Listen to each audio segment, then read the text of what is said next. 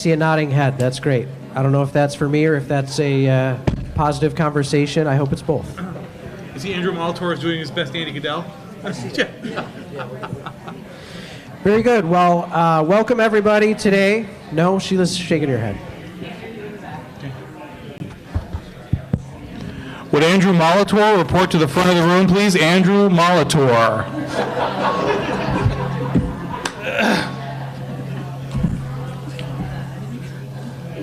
He picked up where Andy left off.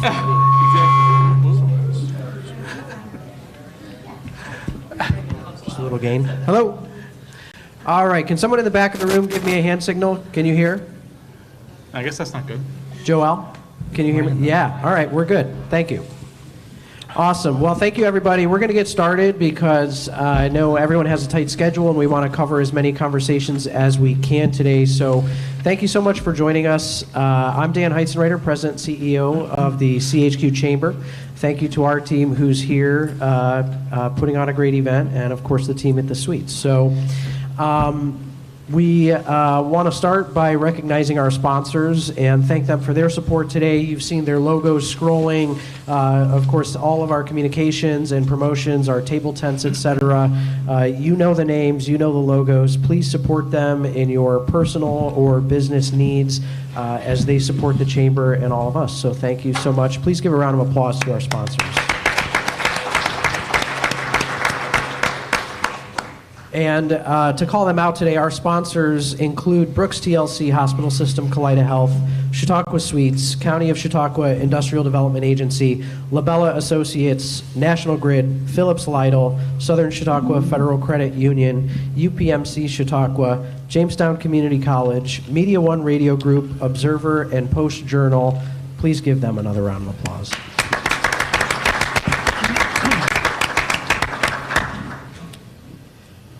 I also want to recognize a few Chamber board members who are in the room today. These are Chamber members, business people in our community who give extra of their time to help set the direction of the Chamber, advise us on the issues that are critical to our business community and how we can address those. So if you would stand and just give a wave when I call your name. Our board chair, Heather Brown from the Resource Center. Thank you, Heather. We also have our treasurer, John Felton, from the Southern Chautauqua Federal Credit Union. Thank you, John. And we have Bob Mazza from Mazza Chautauqua Sellers in 5 and 20. Bob, thank you. We have a few elected officials not at the table, but with us today out at your tables. So I want to list them. If you could stand and give a wave, and then let's applaud at the end of the list. But we have 3 county legislators with us here: Fred Johnson, Phil Landy, and Lisa Vanstrom. Thank you. I'm not sure if the sheriff is here. No, sheriff couldn't make it. We have a few mayors with us. Jeff Molnar from Bemis Point. Jeff, thank you. Mayor Jarzynski from Faulkner, not able to make it, and Brian Abram, who is representing Congressman Langworthy's office. Thank you, Brian.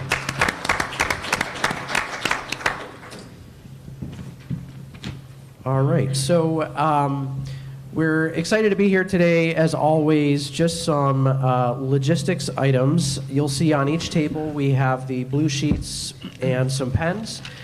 What really makes these events work are questions from you. That's why the Chamber is here and we're having this forum today. We represent over 900 businesses across Chautauqua County, but we certainly recognize that these businesses are all shapes, all sizes, all industries, and the issues you face, while there are many common issues, are often specific to your business. So we want today to be a conversation about the issues most important to you and as impacted by our officials at the table here.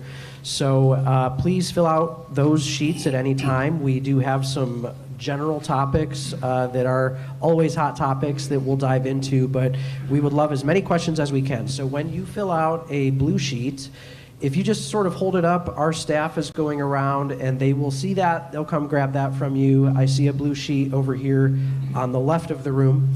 If someone could grab that. And we'll collect those and we'll keep the conversation going. So with that, I will introduce our panel, and then we'll give you each a few minutes to just give some opening comments as you'd like. We do want to conclude the program by 1:30 today. Understand folks may only have until 1 o'clock blocked off. If you have to sneak out, go ahead, but we hope you can stay. And because we want to keep a tight schedule, as you speak, if we're getting a little long on the answer, I think I'll just give you a courtesy like a mic tap. Does that work? Is that okay? Sure. All right. So we're so excited today to be joined by our Chautauqua County Executive PJ Wendel. Give a wave and a round of applause. Our New York State Assemblyman Andrew Molitor. Thank you, Andrew. And our New York State Senator George Borrello. Thank you. So I guess until we get to questions that are designated for a specific official, you'll see that's an option on your sheets as well. I'll just start here at my left and we'll work down the table. PJ, if you have some opening comments. Yeah, so first of all, thank you, Dan, and the Chamber. They've really done a great job of bringing this together. Right now, without a doubt, we are probably in one of the most unique times when it comes to, we talk about the nation, but as you talk about the state of our nation, it has a trickle-down effect. The impacts of what happens in Washington impacts New York State. What happens in New York State, as the gentleman to my left can tell you, directly impacts the county. More so, I often get criticized that, you're always blaming the governor. We're not doing that. Whether it's any county, regardless of political affiliation. In New York State, we uniquely bear the burden of a lot of what happens in Albany, and Senator Borrello has been there before. He can attest to it, and Assemblyman Molitor. So our job is to provide the best service we can. I feel very confident the last 6 years under my administration, we have done just that. Out of the five out of the 6 years, we've had a tax rate reduction. We've had $1.6 billion of economic development in Chautauqua County, with more to come. Our job creation has been vibrant. Most importantly, though, is job retention. Ironically, I was walking with the Swedish ambassador and listening to some of our local manufacturers, one including Titan X, and they're talking about now bringing jobs back to the U.S. So there are jobs like stamping and other things that they had outsourced to other countries, in particular Mexico. They're now bringing it back. So the workforce has been increased. The technical skills of the workforce have been increased. We've had great partnerships with JCC and President DeMart. We talked about that as well. So what we're doing here is working. Most importantly, when you talk to people on the street, what you're finding is more people are coming back to Chautauqua County. I've said this in the past. The weather goes from west to east. If you want to have, the sun's going to be here in Chautauqua County. Hopefully in a day or two it'll be in New York City. But what we're seeing, and I'm hearing from this firsthand, we see that trickle effect of people coming back to the county. This is a great place to raise a family, a great place to, have a home. Some of my classmates, we talk, now we're in our 50s. The most exciting thing is they're able to now have a successful business and now buy a second home here in Chautauqua County. Some might have discussions about that, but they come back. And this is where they want to raise their children and have those experiences that they grew up with. So I think it's really exciting. We hear a lot that Chautauqua County is the second poorest county. That's based on median income. What we don't hear is Chautauqua County ranks number 7 in cost of living. And the next county with a population of 100,000 or more ranks 23rd. So I'm very confident in what we're able to deliver as effective, efficient county government for Chautauqua County residents is proof in what we do, and especially our cost of living. So we're excited. Are we perfect? No. We'll talk. Our hot topic is Chautauqua Lake. Boy, we could probably, the three of us can spend 2 hours talking about that. But realistically, when you talk about what we're doing, what we have so far, I'm really excited and looking to continue that in the upcoming future. Thank you, County Executive. We'll move on to the Assemblyman. Thank you to the Chamber for having me today, and thank you everyone for coming. I've been on the job now 8 months. It is eye-opening, to say the least. I like it, I enjoy it, I'm fascinated by it, and I love representing all of you. I'm over here at this table, and I'm sure you'll be asking us lots of questions, but that's good, because you should be telling us what matters to you so that we can execute it in Albany. Albany is not as efficient as I would like it to be, and that's going from one government job to another. But I do think that there's a lot of hope for our state and ultimately for our county. I think that, I've enjoyed debating bills in the Assembly and pointing out to my colleagues on the other side of the aisle maybe some unintended consequences of some of the bills that they've put forward. And through those, I think, respectful debates, I've been able to have a lot of really good conversations with my colleagues on the other side of the aisle, who maybe aren't aware of what goes on in Chautauqua County. Second to that, but just as important, I think, is the constituent work we do here in the district. And I want to emphasize that to all of you. If any of you have any issues with state agencies, you're struggling as businesses with a permitting process or whatever it may be, please, please, please do not hesitate to call us. We love doing that work. It's very important to us. I just want to mention to you that my district office director, Elizabeth Rankin, has retired. And so I'll have a new district office director. His name is Mason Paludi, and he'll be coming on board on August 18th. So, if there's any issues contacting me, please send me an email. I do check my email, and I'll make sure I get back to you as soon as possible. Thank you. Thank you so much, Assemblyman. Senator. Well, first of all, I do feel a little underdressed today. I figure it's Friday, it's summertime, and I'm wearing this pink sport coat, and these guys look like they're going to cross-examine me. So, but I am happy to be up here. And this is. First of all, thank you to the Chamber. I love that you do this. I appreciate everyone that took time out of their day to come and listen, to ask questions. And this morning we had a meeting down in Bemis Point, and I got an early morning drive down. It just reminded me about what a special, unique place that we live in. I drove through cornfields and grape vineyards, and then I made that right-hand turn down into Bemis Point and seeing beautiful Chautauqua Lake. And of course, I have blessed to wake up looking at Lake Erie.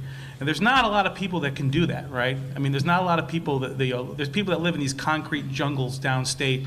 I was in New York City recently, and it was 97 degrees plus the humidity and just the heat and the smell coming off of the street and I can't think of a worse place to be. And there's wonderful things about New York City, but we live in a beautiful, unique place.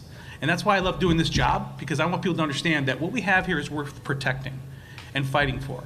And I know that's what all of you do. It's hard to run a business here. I speak that firsthand as a member of the Chamber and a business owner. Although my wife runs the business, I think you've all heard me say the joke that since I'm married to my business partner, that I'm truly the silent partner. So I just keep my mouth shut. But it is a difficult thing to run a business in New York State for a number of reasons. And that's what I carry with me every day in Albany. I also want to really give a shout out to Andrew, who's done an amazing job in his first year. He said polite debates. They were polite, but boy, did he bring the sauce? Let me tell you, he did a fantastic job.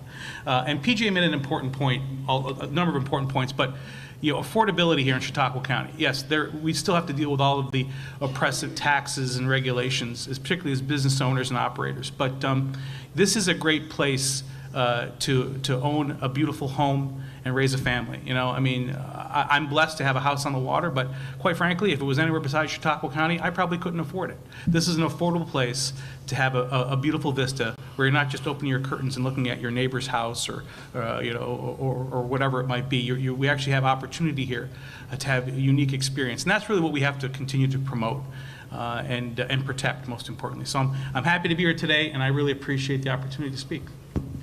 Thank you so much. So we have questions flowing in. Thank you so much. And we'll dive right into those. Just a reminder, if you think of a question, jot it down, hold your question sheet up, and we will be around to collect those.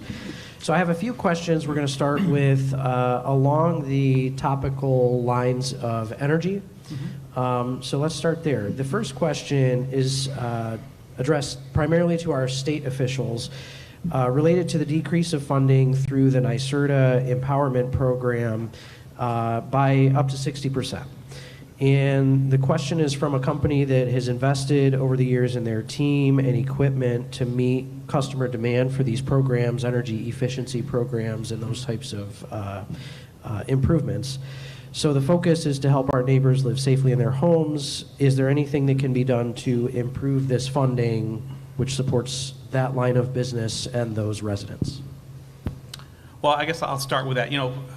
First of all, we have a number of programs and also laws and regulations in New York State that are intended to be consumer friendly, but they need to be funded.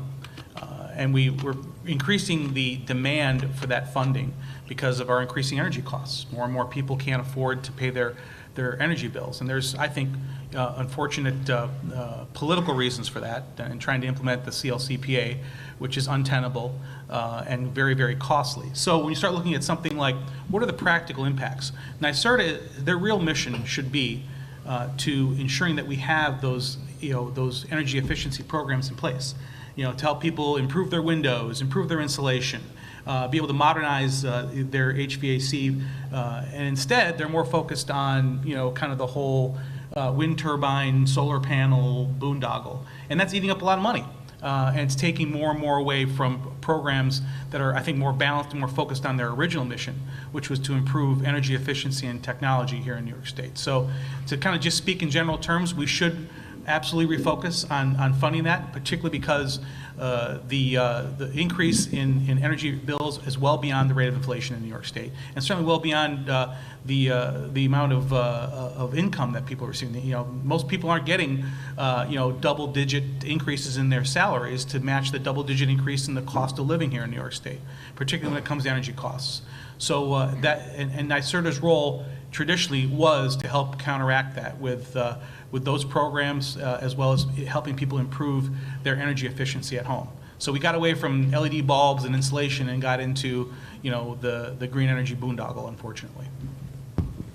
Assemblyman, anything to add? Yeah, I would just add that, a big problem in New York State is that we subsidize those programs through the bills that your energy bills. Not the programs for energy efficiency, but the boondoggle with wind and solar, wind and solar only make up about 6% of our energy profile in New York State. So, we're extracting money from the taxpayers, and we're putting it into these programs that aren't actually going to benefit us, and we're not putting money where we should be putting money, and we should be putting money, as Senator Borrello said, into energy efficiency. I think what we want in New York State, and I think everyone can get behind this, is a more like a robust energy profile where we have nuclear, natural gas, wind, and solar, and we are trying to find ways to make things efficient. We just have to get to the point where we're incentivizing efficiency instead of subsidizing efficiency, because subsidizing, as we all know, decreases the supply and increases demand, and it creates a lot of problems for our economy. So what I would just say also specifically to that person is if there are any issues with NYSERDA, I think this is something Senator Borrello and I can do, looking into how to make sure if those programs are being phased out or defunded, that we are advocating for you. So please contact our office. We want to make sure that we're advocating for your concerns and trying to find ways to keep those programs going. If they have to be run through a utility company, those utility companies should be utilizing the businesses that are already in place who know how to do that work. Thank you so much. Still in the realm of energy, 2 questions. Please give us an update on activity around potential nuclear energy production at NRG in Dunkirk. Second question, a little more to the point, nuclear energy or no nuclear energy? So I don't know if you want to start. Yeah, so first of all, really excited to talk about this. With us, is there any news? David Flynn is here from Phillips Lytle, Mark Geis is here, Nate Aldrich. If you talk to them, we have emails 2 to 3 a day.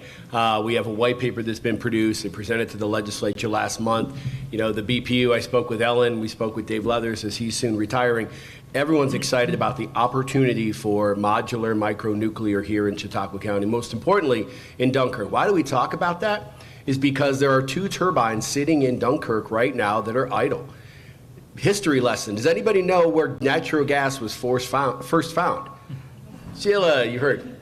You got it. Fredonia, New York, 1825, 39 years before oil was discovered in Pennsylvania. Why are we as a state walking away from natural gas? It makes no sense whatsoever. So we've talked in just a matter of minutes and days now, going on to months, is we have, through also I realized the time, I said, well, what if we power it with gas until 2025? And the senator said, no one's going to power anything for 5 years. And I realized, 2030 is just right around the corner. But we have a plan. You could power with natural gas for 15 years, the time it would take to get a nuclear facility up and running in Dunkirk, and then be able to transition, having a backup source of abundant, clean energy, clean burning natural gas, which we have abundance between the Utica and Marcellus Shale right underneath our feet. Most importantly, people talk, one of the comments I saw, well, yeah, put it off the coast of Dunkirk, that way we can all glow. Well, friends, let me tell you, there's a nuclear reactor that sits on the shores of Lake Erie in Ashtabula County in Ohio. And water does flow from Ohio all the way down through Buffalo and over Niagara Falls. That's how it gets to the Atlantic Ocean. So if that were the case, it would already be happening. Most importantly, this technology of modular micronuclear has been around since the 1950s. 70 years of technology. It's on our Navy ships, it's on aircraft carriers, naval submarines. You don't hear radiation poisoning, you don't hear catastrophic events. Those are the types of things we're looking for. I'll let the other two talk, but this is something we constantly talk about. We have a phone call coming up with NRG, I believe, and Dave and Mark and everyone. This isn't something we talk and flash in the paper to try to get some notoriety. We talk about this on a daily basis and how we move this forward. So it's exciting, really exciting that the governor has supported that. Where do we go from here? It's a constant push because, again, the position in Albany is we have to walk away from natural gas, but we have a great, reliable source of energy, not only repowering the NRG plant, but it also brings revenue back to the city of Dunkirk, which is critical at this point in time. Yeah, and I would just add, the New York independent system operator, thank you. They're constantly warning us about our grid capacity in New York State, that it's not going to be able to support all electrification. Why not use natural gas for a short period of time? Let that boom happen in New York and use the economic benefit from that to increase grid capacity and to support technology that, the renewable energy technology, including micronuclear. Why not use that? It just doesn't really make any sense. I would just add to that first of all, we've been talking about this long before the governor had her, revelation a few months ago. This is something that had been part of discussions. You can speak with Philip Slidell and Mark Geis and the folks at the IDA that this is something we've been discussing because we did a study. And the study said the best, highest use to repurpose that facility. It's not a casino, it's not a hotel, it's to generate energy that's desperately needed in New York State. Now, why all of a sudden has Kathy Hochul decided to embrace nuclear when, she was part of the one-trick pony crowd of, we're just going to have wind and solar and somehow we're going to be able to power that off of magically for New York State? It's because she has gotten the warning from the New York State independent system operators that starting next year, we may very well have rolling blackouts in New York State because we don't have enough power. So this whole idea of nuclear, this is her Hail Mary pass. Because next year, she's going to be in a very dangerous game of energy musical chairs. And when music stops, she's going to be one left without a seat. Because quite frankly, we don't have enough power. But the problem is nuclear power, is not something, you don't plug it into the wall and flip a switch. It is a 10 to 15 year proposition if everything goes well. And I know that the folks from National Grid here, they can probably attest to that. So in my opinion, the governor's come to the realization that it's not going to work because she said it. And instead of saying, you know what, we have to scrap all of these expensive boondoggle projects and we need to reinvest in the things we do well. And certainly natural gas is one of those things. We could repower the NRG plant in a matter of a couple years, 18 months to 2 years, I'm told, if everybody was working together. And of course, if the equipment was available. And that's the best, highest path. And I think that you could have a 15 to 20 year payback for a natural gas infrastructure that leads to potentially a small modular reactor at that facility. But to sit here and pretend like that's not the real agenda, that the agenda is that she's afraid that next year the lights might go out in New York City because there's just not enough capacity for what we have now. Then you add to it data centers, AI, which the governor thinks we need to be the AI capital of the world. That all takes a tremendous amount of power, and we don't have enough power for our needs right now today. So it should concern you that she has all of a sudden decided nuclear power is great, because she wasn't talking like that even 6 months ago. And that to me is the concerning part about this. New York State used to be energy independent, and then we started shutting down plants. You know, they shut down Indian Point, which was 20% of the electricity supply for New York City. Of course, the NRG plant, you know, and the plant in Tonawanda that were supposed to be converted to natural gas, clean burning. The fact that we didn't do those things for purely political reasons is really disheartening. And I'm hoping that there's the next revelation from our governor is that we need to embrace the very, very cost-effective, very efficient, and very low-emission natural gas. Thank you. Shift the topic a little bit here, overall to kind of tax and regulations. And I have an overarching question and a specific question. So the first overarching question addressed to County Executive Wendell, but certainly I think you can weigh in as well, is what is Chautauqua County's property and sales tax burden, and how do we compare to Warren County, Erie County, Pennsylvania, and New York State counties as well? Well, I don't know if our sales tax is a burden. You know, this often comes up. When we started talking about sales tax, this was something that came up in last year with Assemblyman Molitor's debate, is that we need to lower our sales tax. There are, I think, 68 taxing entities in the state. All but 4 have a sales tax of 8% or higher. Some of those have a county sales tax of 7%. Then the city within that has another sales tax of 7%. So the idea that, and comparing us to Pennsylvania is very challenging because we just aren't Pennsylvania.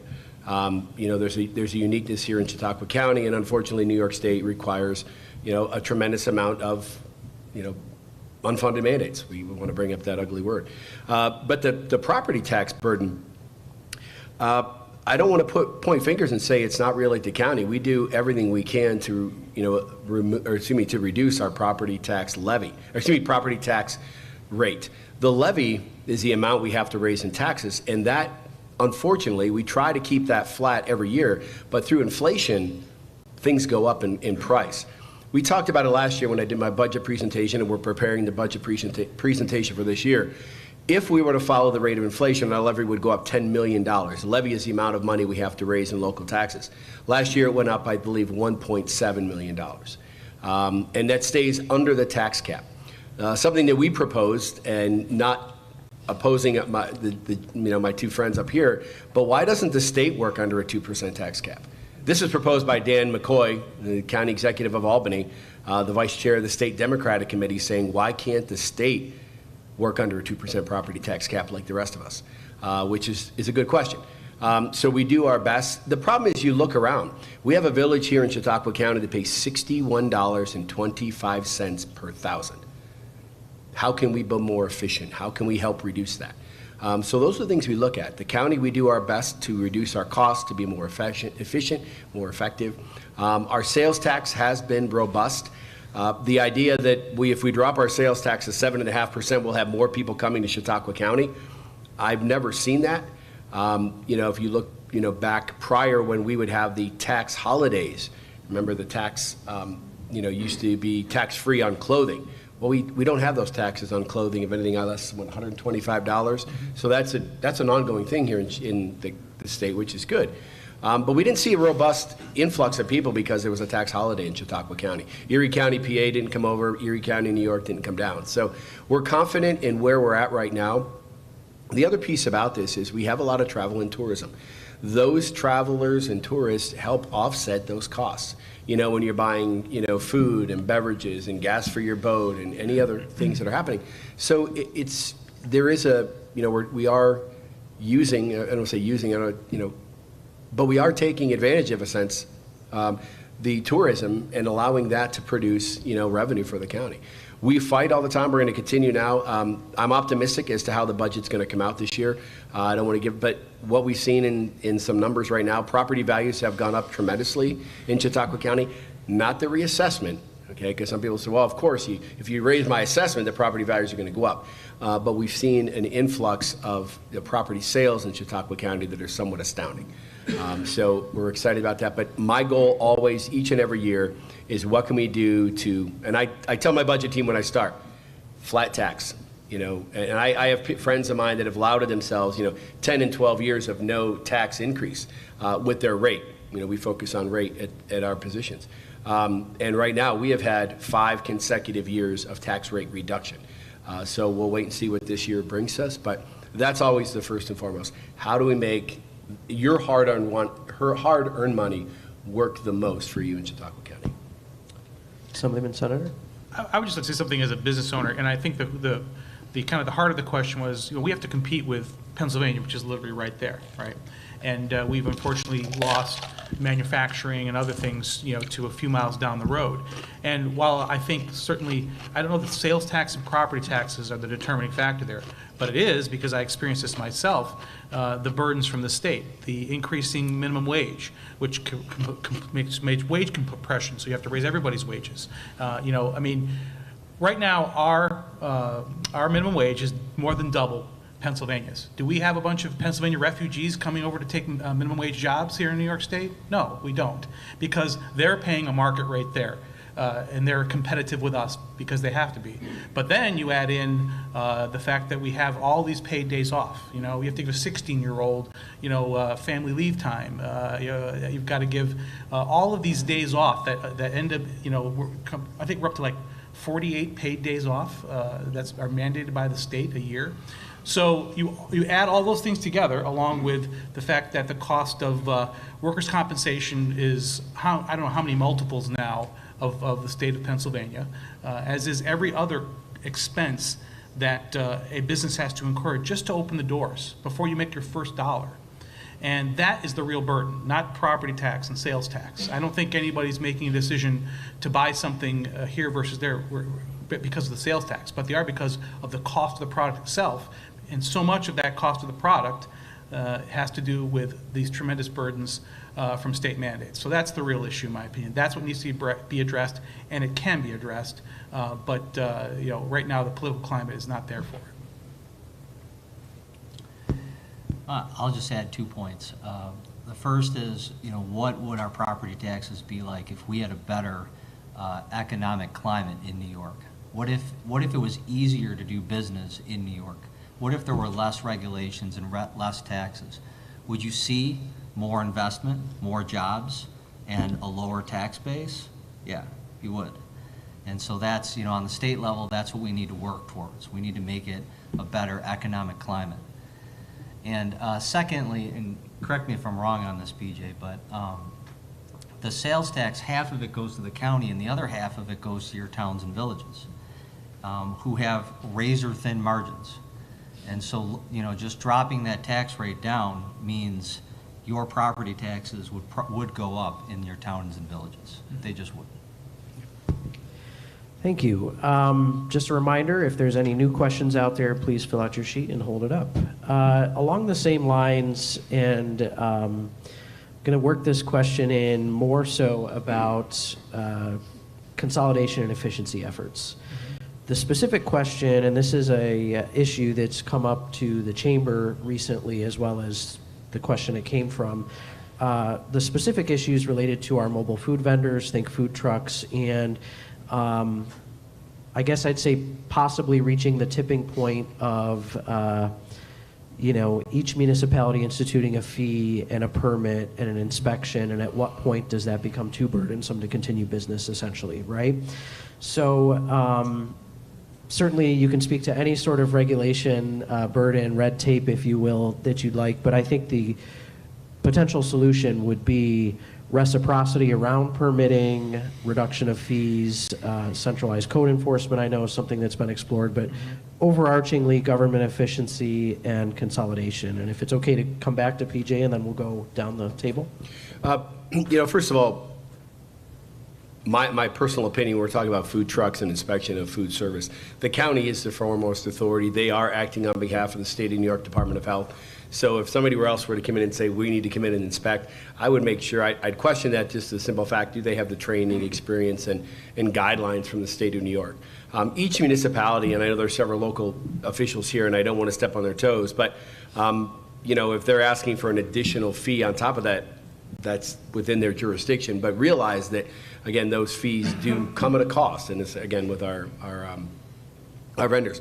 One of the things we talked about with code enforcement, this is a topic that's come up several times. If we talk about the uniform building code and code enforcement along those lines, that is something we've looked into.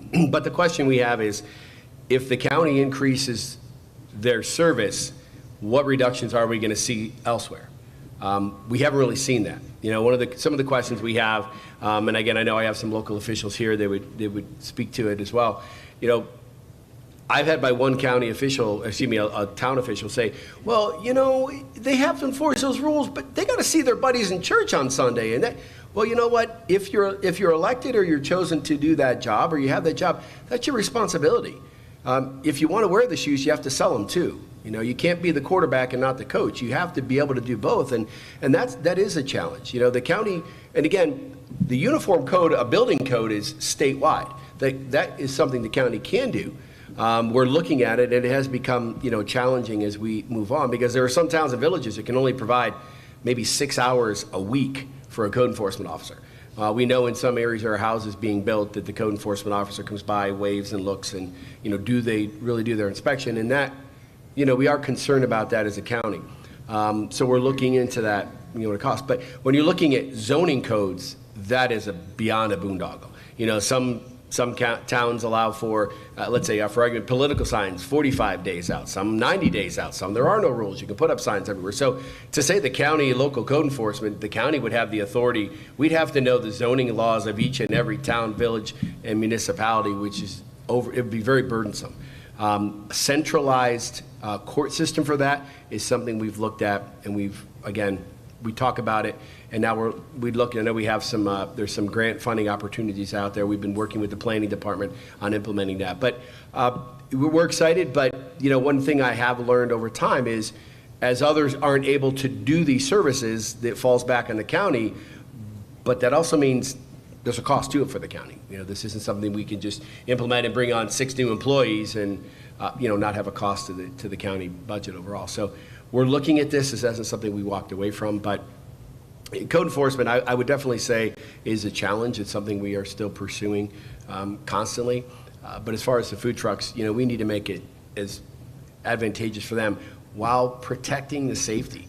The last thing you want is somebody, who's got their mayonnaise jar out in the sun for 4 hours, and next thing you know, we've got, Freddie's food truck with, a stomach bug, and one time something happens to a vendor, they kind of have that, that scarlet letter for their life. So we food trucks are really important. That has to be, left to the county. Assemblyman. So to the extent that a local municipality wants to share resources with another local municipality, whether it's a code enforcement officer or a judge or whatever it may be, Senator Borrello and I can help you with that if you want. We can put together legislation, local legislation, and you'd have to pass a home rule law, but we could help you with that. So if your municipalities are talking about consolidating resources and there is a state law that needs to be changed, we can certainly do that for you. I'll just add, first of all, local government, particularly town, village, it's difficult. It's people that are working hard to try and do what's best.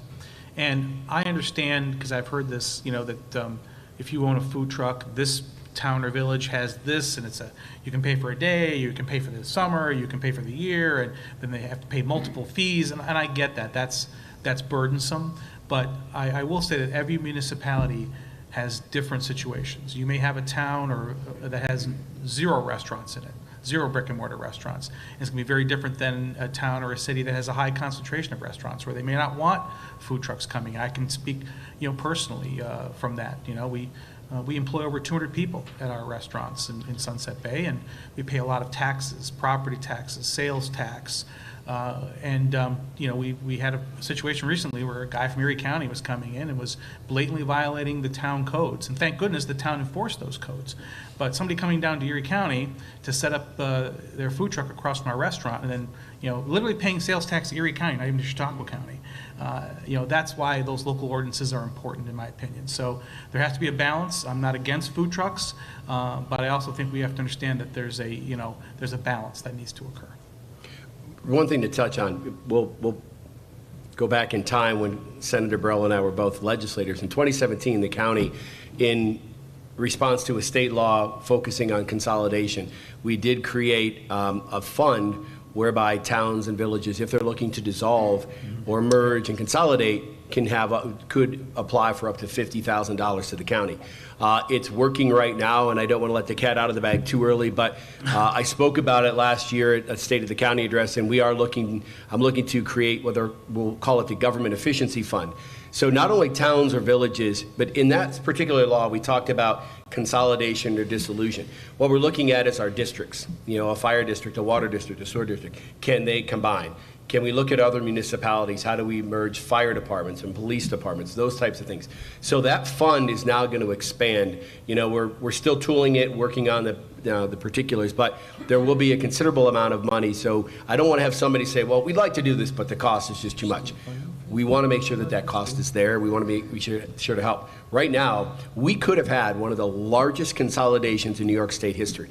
Never before have towns and villages look to merge. Unfortunately, it failed by 3 votes. They were looking to merge the town of Gary, the town of Charlotte, and the village of Sinclairville. Could we, a representative said, do we put that back out? That's up to the residents. But those are the types of things we're looking at. There are 47 fire departments in Chautauqua County. Right now, we've dropped that down by 3. And there are more communities looking to merge and consolidate fire departments because that is an economical piece right now, along with providing a higher level of protection for the residents. So the county is behind that. I'm supportive of that. There'll be some more information coming out at the end of this month and into September, along with our budget presentation, to have funding available for these towns, municipalities, and districts to, get them assistance to look into those merger costs. Because it's, we need to look into those things. We really have to start, creating those efficiencies. I think related but different. How about that? I'll start with the senator, because in your opening remarks, you touched on the unique opportunity our area has in the housing realm as related to affordability. But the question is the lack of affordable housing or limited housing that is available on the market. For example, this company has a job candidate willing to transplant to our area, but housing is an issue for them to find that right fit. So what can be done to address the lack of and the affordability of housing in our area? Well, I think first of all, if you want to make housing more affordable in New York, you need to make New York more affordable, period. And that's part of the problem. You also need to make it more hospitable for developers to want to come in and take a chance. And that is also a difficult thing. The reality is nobody's building anything significant in New York State without massive subsidies. That's just it. There's nobody coming in and building, a 200-unit apartment complex, anywhere, let alone in Chautauqua County. And that's part of the problem. We have not incentivized market rate housing, which is what we need. Okay, that particular person needs market rate housing. They need a maintenance-free apartment that they're not worried about cutting the lawn, or they're not spending their weekends, doing renovations. And we have a severe lack of that here in that area. And what the state solution is low-income housing. And then they have this myth, this unicorn that they call workforce housing, which somehow every workforce housing project I've ever seen starts out as an application for workforce housing that turns into low-income housing. And that's the problem. I would love to see real workforce housing. I would love to see, and I represent Ellicottville. No one that makes less than a six-figure income can live in Ellicottville, and there's nothing within an hour's drive that's affordable because there's just nothing there. and they're talking now about a workforce housing development, which I'm watching very closely, because again, the scam is these developers come in and they say we're going to build workforce housing, and then by the time the project, after the 3, 4, 5 years, the income rate that they applied 4 or 5 years ago, now with inflation, now falls into low income housing. And quite frankly, and I'm not saying we don't need low-income housing, but I'm saying we need a balance of market rate housing, workforce housing, and low-income housing.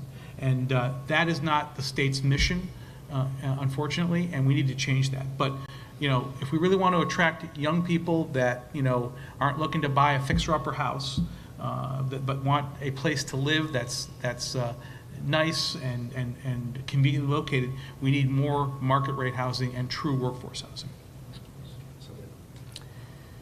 Yeah, this is where energy comes in too.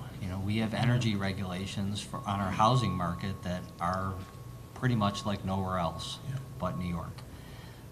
Just this year we got rid of the 40-foot rule. So, if you want natural gas supplied to your house, National Grid or National Fuel, they're not going to pay for it, which is subsidized by the rest of the ratepayers. You're going to have to pay for it yourself, and that could be thousands of dollars. Or maybe you build a house with electric and you want to convert it to natural gas. Well, that's going to be extremely expensive. I think this year the regulations go into effect that all houses have to be built with heat pumps. They're all electric houses.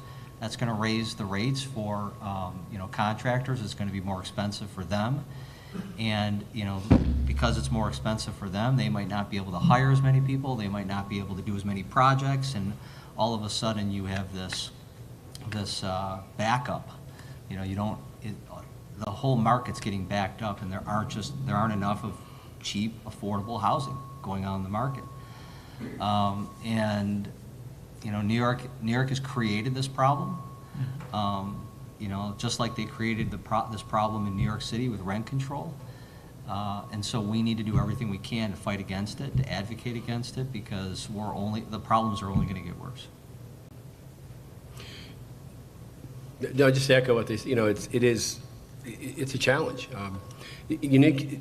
So I have to say that with kind of tongue in cheek, because as we talk about affordable housing, what does benefit all of us is a house sells for more than its assessed value, and we do have high property sales.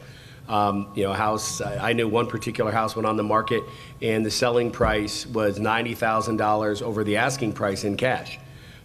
We have houses that stay on the market a matter of days once they go on, if they're attractive, if they're affordable. That does benefit the county. But I do understand everybody's concern as well. As we've seen some development. I've seen it more particularly in the South County. I haven't been up to the North County, but I know there's a development that was off of Hunt Road, just across into West Ellicott, over by Nottingham Circle. That was a small development that was put in. Also, you have Copper Ridge. Grandview is something in and of itself, but Copper Ridge, I'm like, oh, this is great. Well, then you saw the price tags of those homes. They aren't affordable for everybody. They're expensive, but they sold and filled very quickly. So yes, we do need that, but as the senator said, we need incentives, to make, building a home affordable. That's the most important thing. And now forcing everyone to go to electric as compared to natural gas, which is cheap and efficient, it's a challenge. I learned a term during COVID called economic seepage. And that is where you go across the border, for purchasing goods.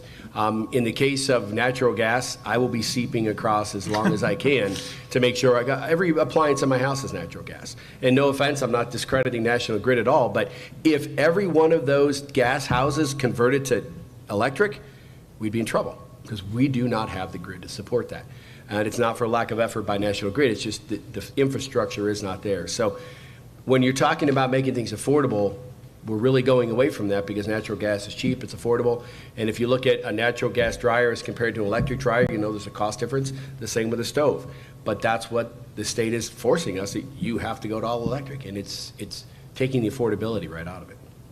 Just real quick, January 1st, 2026, you will not be able to build a new house or any building 7 stories or less unless it's all electric.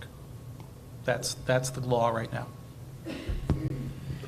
we're going to shift topics to workforce efforts. And just a quick time check. We have about 20 minutes left for a couple questions, closing remarks, and some closing remarks from myself. So I don't think we've started with the Assemblyman yet, so you get to start this one.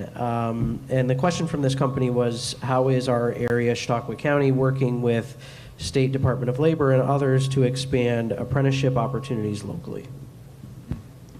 That doesn't have anything to do with bail reform. You know, I'm not entirely sure how the state is, or how the county's working with the Department of Labor. I know that the Department of Labor is trying to, you know, they're trying to increase the number of programs they have to help with apprenticeship opportunities and to try to get more people. You know, I think the Department of Labor is trying to make a PR push to let people know where the jobs are. You know, I think in our county we have programs like PTech, which do a great job of, you know, getting kids on the right path, you know, on a path that's right for them, into apprenticeship programs, into the job market, where they can essentially graduate school, high school, with a full-time, well-paying job in, you know, manufacturing. But I'm not really aware of the state doing anything on its own to enhance programs like that.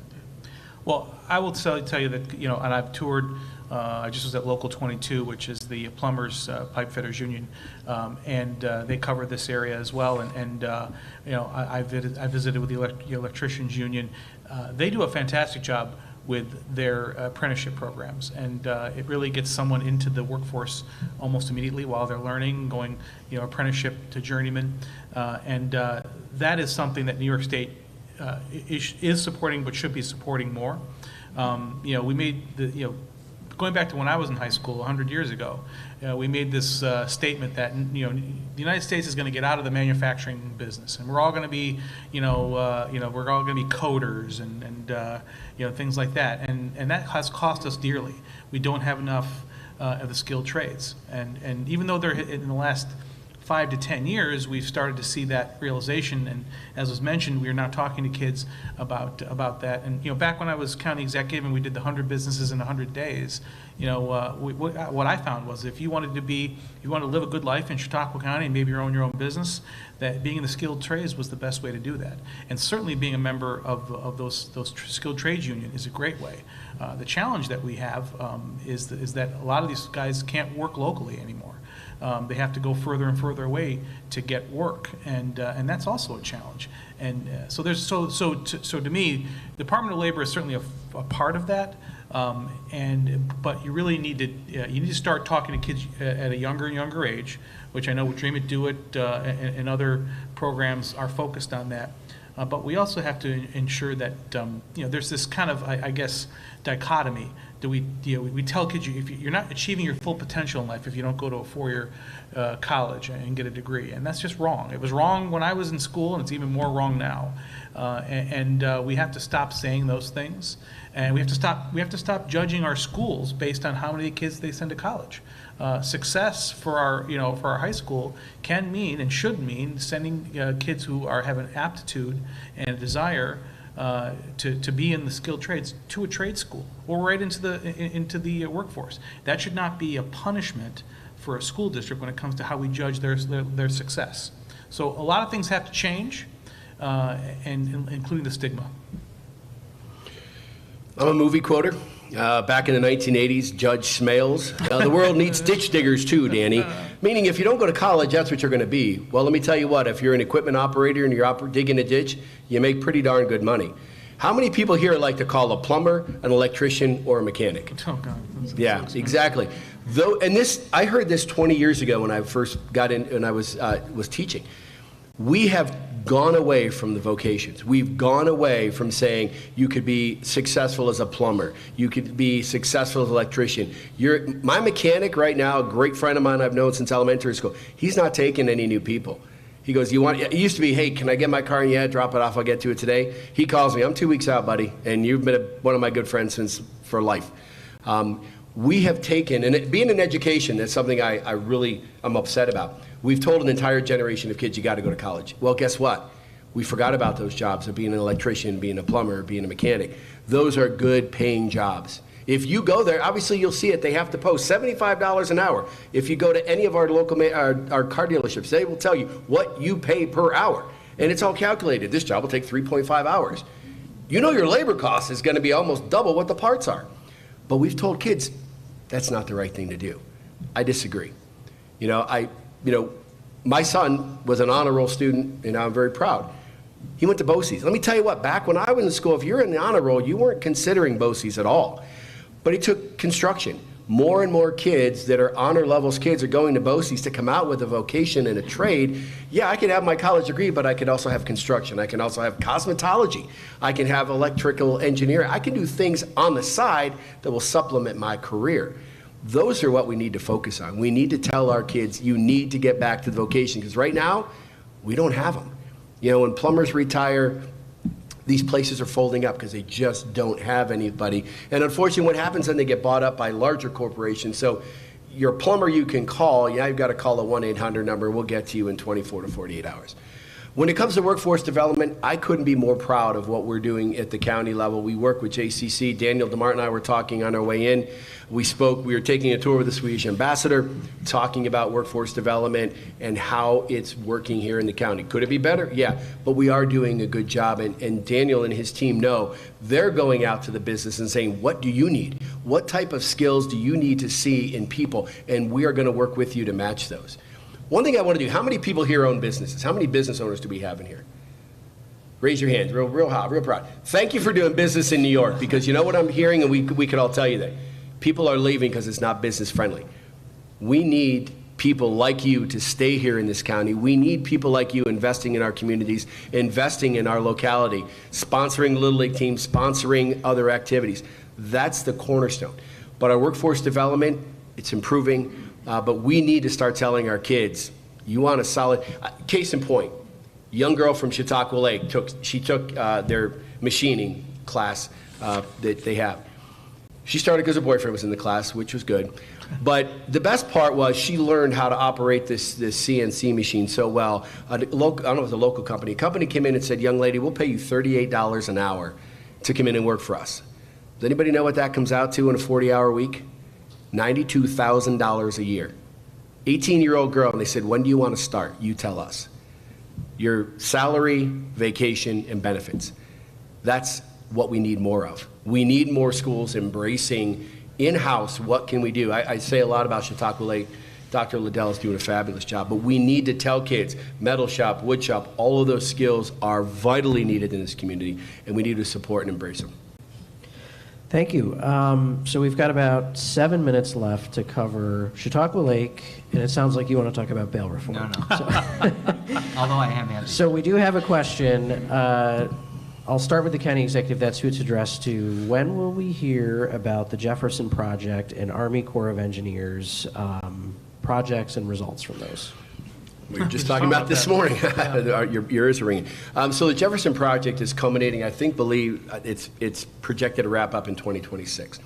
What they're going to do is compile all that information and then share with us. The Army Corps of Engineers is already beginning their study right now, and people get leery. We've studied this lake enough. Yes, we are the most studied lake in all of New York. Over 7,800 lakes in the state of New York, bar none. The DEC said we are the most studied lake. Unfortunately, we also found out that we are one of the dirtiest lakes when it comes to alga blooms, macrophytes, et cetera. We are working hand in hand with the DEC. We're working hand in hand with the Army Corps of Engineers, and those processes are coming forward. The Jefferson, like I said, I believe it's scheduled to wrap up in 2026. And then we just talked about it today. Actually, at the end of this season, they want to do a projection as to what are recommendations from the Jefferson Project to start implementing here in Chautauqua Lake. The Chautauqua Lake Watershed Management Alliance has also hired a lake management consultant. And what I said is, why don't we get their recommendations with Jefferson's and let's look and see just how similar they are. And I'm going to bet you they are pretty similar. The DEC, because of the efforts with the Army Corps and the Jefferson Project, are starting to do their own studies of macrophytes, internal loading here in Chautauqua Lake. So we have an abundance of activity, and I'm with you. I want to see results. okay? It can't happen fast enough. But the Army Corps has been working steadily. They're moving forward. Because of all the science we've done, they feel that the study portion should only take about a year. We're hoping less than that. And the options are, you know, we are looking at herbicides, mechanical harvesting, dredging. There are a multitude of things. The Army Corps is behind this. They've been very supportive. The county's been supportive. So, again, it can't happen soon enough. When you look at the South Basin right now, you'll think you're just blowing smoke, Wendell. You look at that lake. We see it. I see it every day when I go to the gym. It's something that I wear on my sleeve, and I take pride when the lake is good, and I also wear it when we're not doing good. But we are working. That lake wants to become a swamp. You're fighting Mother Nature, and she's a pretty tough cookie. But we working together, there have been monumental changes made this year. So I'm confident the Army Corps, the Jefferson, the science is coming together, and now the implementation is what we're going to be asking for. And how do we get those projects going? Next year, one of our stakeholders, I've already informed them, if you're looking for funding, you will be signing as part of that contract that you will be adopting these management strategies going forward. And it's something we haven't done in many, many years. I'll just say quickly, 8 years ago, we went to Lake George to see the Jefferson Project.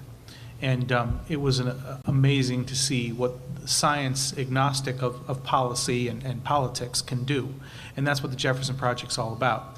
And I really want to give a shout out to the county legislature, but also to Michael Hill, the former president of Chautauqua Institution, who worked really hard to help bring the Jefferson Project to Chautauqua County, despite the naysayers.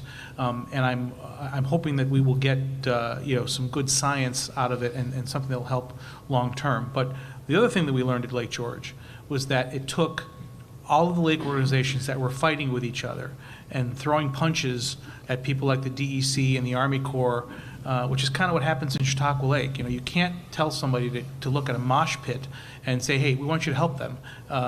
People have to be united. And in Lake George, it took them essentially uniting under one organization so they could really move things forward. And that's when the Jefferson Project really blossomed for them. So we should learn from that, and I think we have made some significant steps forward. But as I've said before, the most toxic thing in Chautauqua Lake isn't the harmful algal blooms, it's the politics of the lake, and it's holding us back from doing good things. Thank you. So I'd like to move into just any closing thoughts, remarks you'd like to share. Certainly we have a laundry list of topics we could discuss, and I'm sure there's other questions in the audience we didn't get to, but we should start wrapping up. So Assemblyman, I'm going to start with you on this. Probably a better one to go to you at than the county-specific question I tossed to you. So I'll let you start if you have any closing thoughts. Sure. I just want to reiterate how much I appreciate meeting with all of you, and again reiterating just how accessible both Senator Borrello and I are here for you. We want to be able to help you with whatever issues you may have, especially if you're dealing with a state agency. I know that the wetland regulations are on a lot of people's minds, not just because of the lake, but maybe because of building around the state, around our county. If you have an issue like that and the DEC is telling you, that it's going to be a long time before you get a permit, please, please, please reach out to us. We can help you with that. Beyond that, I just want to again say thank you to all of you. It's an honor, a joy to represent all of you. I've said this before, but it's true. You are my boss. I'm your employee. So again, thank you very much. We're going to give you Employee of the Day, by the way. So you're getting this out. I'm truly proud to represent you, and it's been great to have Andrew now as my new partner, and he's done an amazing job in Albany. But I do want to reiterate what he said. People sometimes ask, you go to schools and kids ask, what's the best part of the job? What's the worst part of the job? Kids want to know what the worst part of the job is most of the time.